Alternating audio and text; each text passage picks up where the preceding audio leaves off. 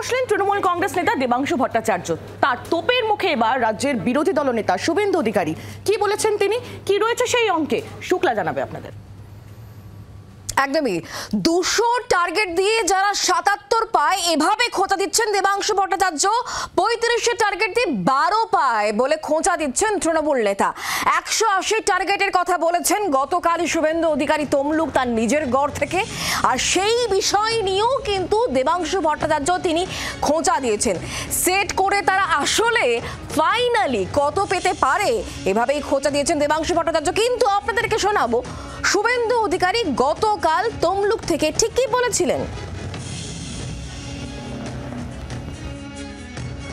এই জেলার দুটো লোকসভা আসন নরেন্দ্র মোদীজিকে দিয়েছেন, শপথ নিন আমরা দেব 16, রাজ্যে হব 180 অন্তত, এবং মমতাকে প্রাক্তন করব।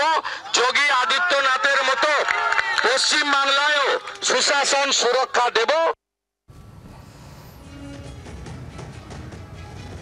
আর যখন এই অঙ্কের কথা আসছে, যখন সংখ্যা পেতে দেওয়া হচ্ছে, যখন বিরোধী দলনেতা এই সংখ্যা পেতে দিচ্ছেন, তখন 27 তারিখ নেতাজি ইন্ডোর স্টেডিয়াম থেকে অভিষেক বন্দ্যোপাধ্যায় কিন্তু একটা নাম্বার বলেছিলেন। কি বলেছিলেন তিনি শোনাবো।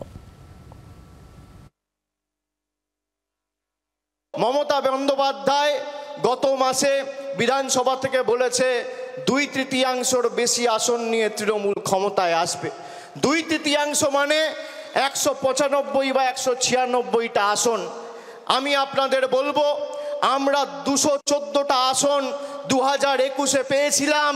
সেই লক্ষ্য অবিচল থেকে আমাদের সেই মাপকাঠি পেরিয়ে 215-র বেশি আসন নিয়ে চতুর্থবার যাতে বাংলার মুখ্যমন্ত্রী মমতা বন্দ্যোপাধ্যায় হয়, সেটা আমাদের সকলকে সুনিশ্চিত করতে হবে।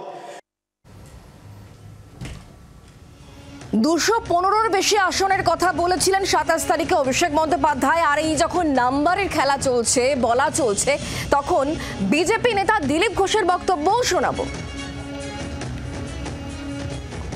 কাকে সভাপতি করবেন, কি করবেন, এটা তো ওনার ব্যাপার, কিন্তু ওনার ধৈর্যের বাঁধ ভেঙে যাচ্ছে। কতদিন আর কতদিন, 26-এ হয়তো ক্ষমতাই গেল না, জীবনে আর ক্ষমতায় মন্ত্রী হওয়া গেল না। যেমন একজন দিল্লিতে দাপিয়ে বেড়াচ্ছেন, 25-30 বছর হয়ে গেল, 55 বছরের যুবক, দাড়ি চুল পেকে গেল, কিন্তু কোনো ক্ষমতার স্বাদ পাচ্ছেন না, হতাশা বেড়ে যাচ্ছে।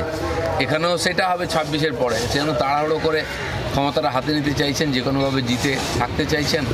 দেখা যাক, এখানকার জনগণ ঠিক করবেন কি হবে। বাংলার আওয়াজ, বাঙালির আবেগ, জি 24 ঘন্টা।